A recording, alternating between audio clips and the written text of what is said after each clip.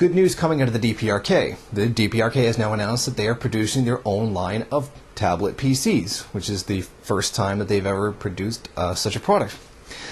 As you'll recall, the tablet PC was actually invented by Bill Gates in 2002, but didn't gain popularity until Steve Jobs created it long after, and then is given credit for inventing it when he really didn't. Now, we all know who really created the tablet PC. You know who that is.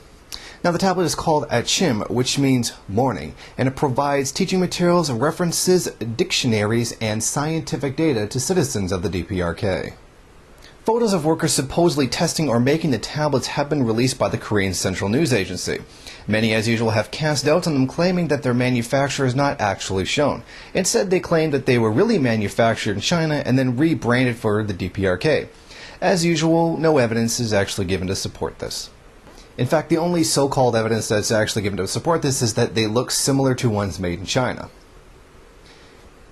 And all tablet PCs pretty much look the same. There's only slight differences, as they're the exact same device made by different companies with different processes in them. It's horribly ridiculous.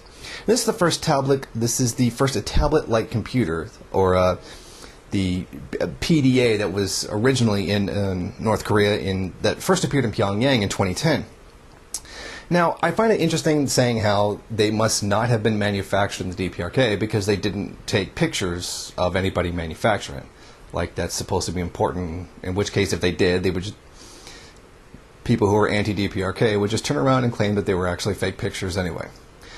Interesting to note is that we don't really see how Apple iPads are actually made, because that's deliberately kept hidden from us in the Foxconn facilities.